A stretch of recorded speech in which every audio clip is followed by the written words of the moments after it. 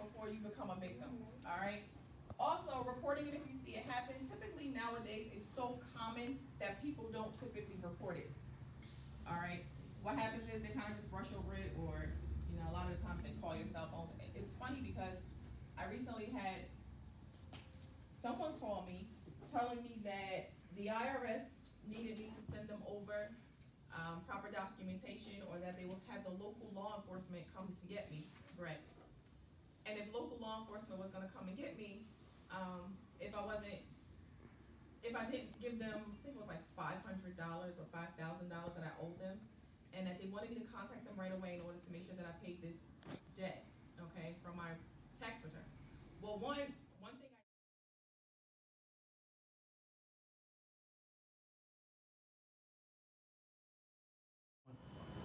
Please state your name Dr. and your occupation. Dr. Shanisha Evans. I'm a business teacher at Plainfield High School. All right. When and how did you know you wanted to become an educator? When? It was the year of 2004. I was my junior year in college. Maybe it might have been 2003. Either way, I never knew that I wanted to become an educator. I was the individual in the classroom sitting in high school, frowning my face, making little noises about those individuals who wanted to be a teacher. I always thought that educators were the lowest paid professionals, but yet they were the foundation for any other profession. So I thought to be a teacher just was like, who would want to do that? I thought it was a terrible profession that somebody would choose. I never chose education. I always tell people that education chose me. So my junior year in college, I was listening to a professor give a lecture on the statistics of graduates, of current graduates. I was currently enrolled as a business marketing major. And he was giving the statistics that individuals who had previously graduated from Drexel, UPenn, and Temple University, because that's where I attended, they were unemployed. And he knew a number of students who had just graduated working at the local ShopRites and Walmarts and, you know, jobs that weren't quite in their field of what they graduated with in business. So I remember raising my hand and asking what professions like were up on the rise. Like I had never researched it. All I knew was that I wanted to be a business major. So he told me that there were two professions that were on the rise, and that was healthcare and education. So I knew healthcare wasn't for me. Couldn't give a needle, couldn't take blood, couldn't see blood, couldn't stand the sight of blood. So that wasn't for me. So I was like, well, I guess I'm going into education. So it was my junior year. I had probably about 70 to 80 credits in the education school. And I went to go see my counselor to ask my counselor, what can I do with these credits? Because there's no way I can graduate and not have a job. So thankfully, Temple University was just starting a program for master's students. It was a business education program. So I switched my major literally like the next semester. I had fulfilled all of my education requirements. I had fulfilled all of my business requirements, so I just had to take my education requirements. So I signed up. It put me behind about a half a semester for graduation. I was told that I would graduate with an education degree and a certification in business. I had no clue what that meant. Had no clue of what I would be doing. Didn't even know what it looked like. So I graduated it. I did an internship at the local high school in Philadelphia, Northeast High School.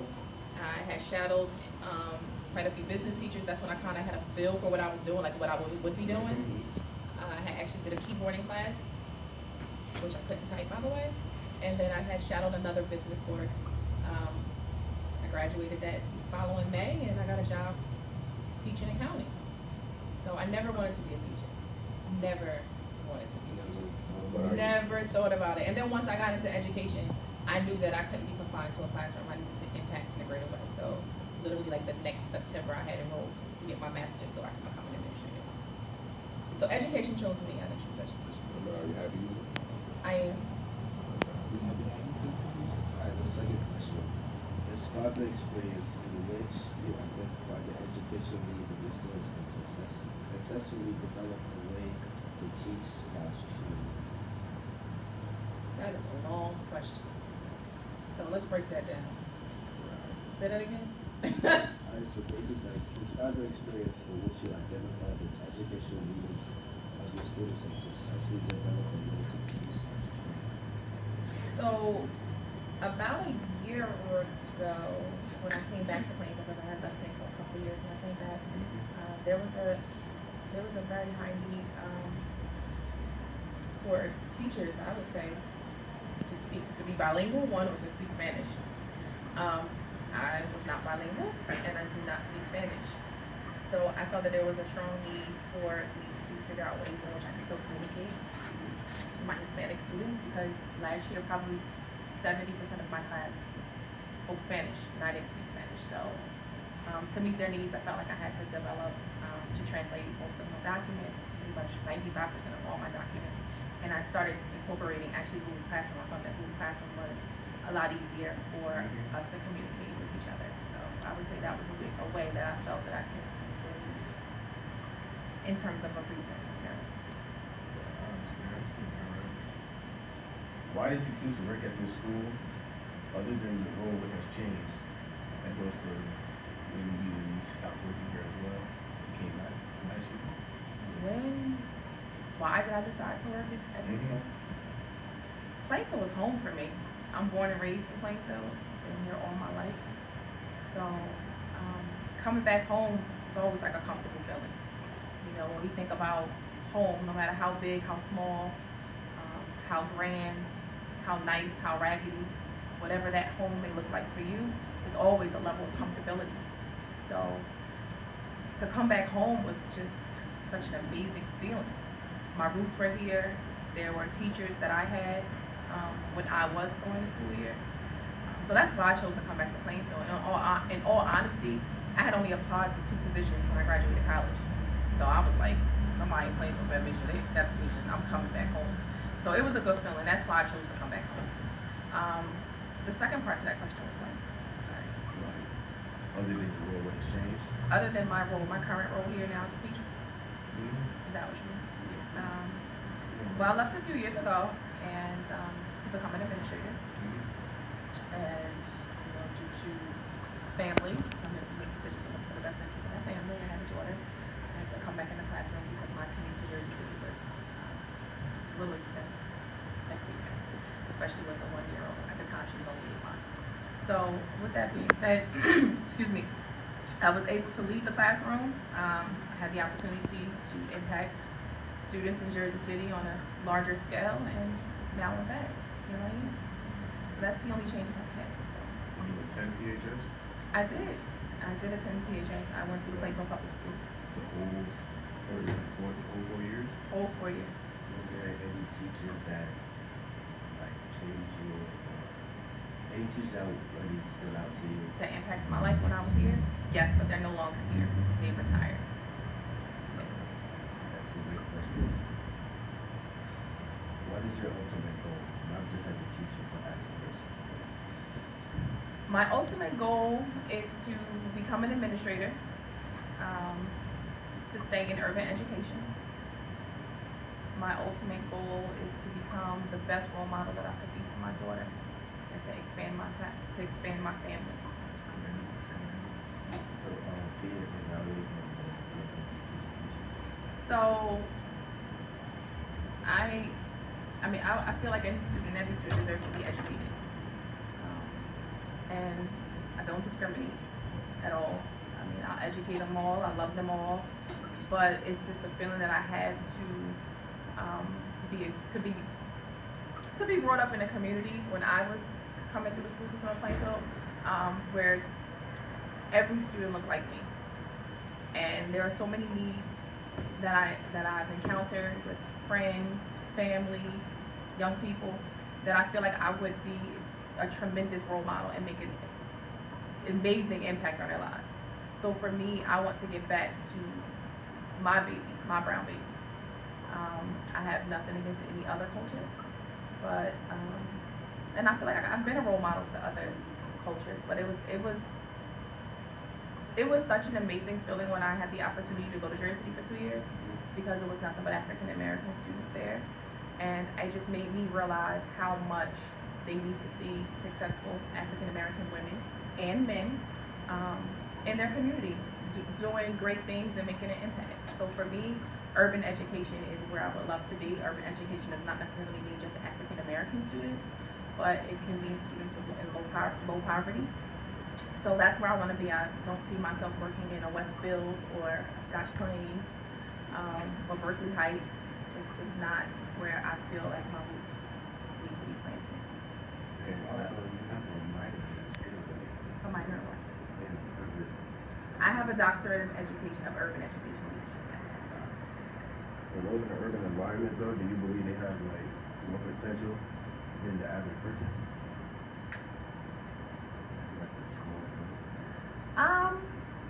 I would say that they have more potential, but I do find that students in urban education have more of a greater drive. And the reason I feel like they have a greater drive because they know that they've been suppressed for quite some time, or they know they've been at a disadvantage. So I think that they have more of a greater drive to do more, to become more, than some other students in other school districts or areas. In business, we use SWOT or SWOT analysis to determine a business's current standings. If we were to do a SWOT analysis on you to determine your current standings, what would your strengths, weaknesses, opportunities, or threats? What were my strengths, weaknesses, and threats? What are they?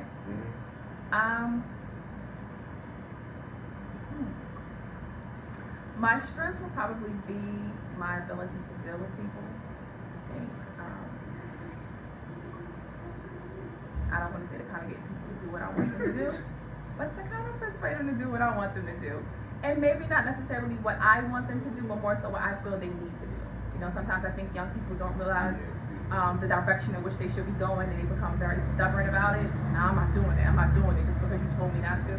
So I think I have the ability to kind of get them to see it my way. And it's not so my way, like in a manipulative way for me, but more so because I see some things that they don't see. So I would say that's a good strength of mine. I think that I'm a very good people's person. Weaknesses, my weaknesses are, I tend to try to take on too much at once. I try to do too much at once. Like, it's almost like, That makes sense. I think I kind of have ADD on the low. But like my brain is here, there, I want to have my hands in this, I want to have my hands in that. So I would say that is a weakness of mine that I need to work on. And then in keeping it honest, I tend to be a little lazy sometimes. Yeah, I tend to be a little, I am a big procrastinator. Like, I'm the person who works well under pressure. Well, so well. Like, it's due tomorrow at noon, then I'm going to start like midnight the night before. When I probably knew about it like 2 weeks ago. Like, I'm the person who I was told, that's me. I was the person who I was told probably should have started writing my dissertation like the last year of my doctoral program. I literally started 6 months before the due date. And that's big. So I literally started 6 months. Like, I procrastinated, and I started writing actually October of 2013, and I defended in April, which had to be submitted like in March, like February, March. So it was a big deal. So procrastination. Then what was the last part to that question? Opportunities and threats. Threats and opportunities. What was the question towards opportunities? What are some? What What are some of the opportunities that you have? So, I'm not sure that there was any opportunities that I felt like I didn't take. I feel like everything that was given to me or even put in my path, I took advantage of. I was never one of those individuals who let opportunities pass me by. I do think that there were a couple of jobs recently that were offered to me that I probably let pass. But I think everything in life is about timing. So, when the right time comes, just because the opportunity is there doesn't mean that you necessarily should take it. When the timing is right, you feel it, So I wouldn't even consider that letting it pass or, not taking advantage of an opportunity that's on the table for me. And then the last part was threats. I don't have any threats. I don't have any. No, no threats for me. So one What is the most difficult choice you had to make to fulfill your destiny? The most difficult choice I have made thus far.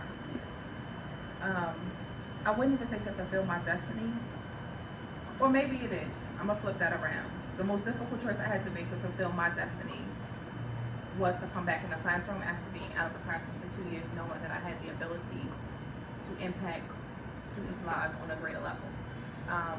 And I had to make that decision for the sake of my daughter, which is my biggest accomplishment. So that is my destiny. She is my destiny, and that was the sacrifice I had to make for her. And didn't think twice about it. It's a good one. Now, we noticed you have tattoos, correct? Yes. 5. 5. Can you give us a representation of any of those?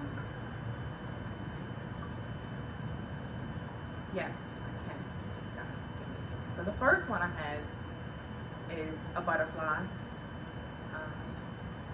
I love the transition of butterflies, caterpillars into butterflies. The metamorphosis process amazes me. I feel like it is a symbolic feature of who I am. I love butterflies. So one is of a butterfly. The second tattoo is I have a star, a main star, and then I have like 4 shooting stars representing members of my family. The third one was the sun and the moon. They're like night and day in a sense. It was a excuse me, a symbolic symbol of my parents, my mother and father, like night and day. But yet they complete one another. So, the fourth one was the laugh now, cry here. Laugh now, cry here. Laugh now, cry later. It was on my arm. That's the 4th tattoo I'm coming to. It actually was my very first tattoo, believe it or not. And I was in college. And I'm not sure at the time I really understood the true meaning of it, which is why when you're getting tattoos, the lesson here is that you need to know what you're getting, because once it's on, it's on. And so I think for me, when I got it and I chose it, I was like, laugh now, cry later. Like, that's just life in general. Like, that's just the cycle of life. Like, you know, one minute you're up, the next minute you're down. But I didn't quite understand at the time that it was also a representation of the theaters. Those are who was in the theater. Like, that's what that symbol could have meant. So for me, it didn't mean anything that had to do with the arts. So I was in a tattoo parlor, and I want that. What is that? And the guy was like, I was laughing out, cry later. And I was like, oh, I want that. It's true. That's the symbol of life. So then my other tattoo is like 3 different butterflies. So I have another butterfly tattoo. It's 3 different butterflies sitting on a vine. And that one, in all honesty, was more like a safe tattoo, in a sense where like I had something there before, and I was like, nah, I'm too old for this now, so I need to cover that up. So, you know, what was more befitting? Nothing but butterflies. So I went to butterflies. It's tattoos.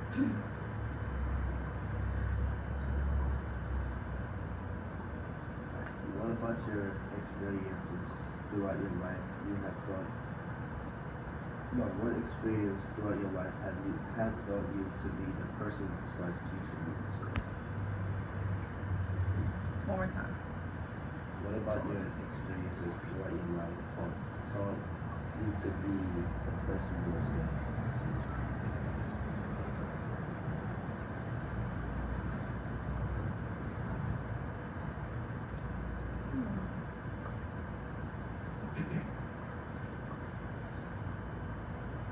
That's difficult. No, kinda. It's twofold. I say that to say is that who I am as an educator is who I am as a person. I feel like students relate to you and respect you more when there is no mask and you are simply who you are. I've always wanted to be an individual to lead by example. So I'm not a person where, you know, I'm not an educator where you're going to see one way here, and then when I leave here, run into me in the streets, you're like, whoa, that's Dr. Evans. I believe in carrying myself and conducting myself as a professional at all times. Yes, I have a sillier side, you know, that you guys may not see, but there's times when we're not necessarily doing work, or I'm not giving a lecture, or students are not engaged in working, teaching and learning process, and I can just sit down and have conversations with them. And I just feel like being who I am is the easiest thing to be. So I never really had an experience that necessarily changed me to become a better educator. I just find being your most authentic self allows people to want to trust you and open up to you. And if students really know how much you care, then they're willing to open up to you, and then they're interested in learning. You know, they feel like you got their best interest at heart, which typically, when you give students who you are, they, like, it is true. Like, I'm giving you who I am on a daily basis, which lets you know, like, I really do care. Like, I'm here. I'm not putting on a front just to kind of get you to learn personal finance or any business course that I'm teaching. I'm giving you a piece of me because I'm expecting you to give me a piece of you. So it becomes like a trusting relationship. Final question we have: if you were a student in this school, what two teachers would you request a teacher would want? Current teachers.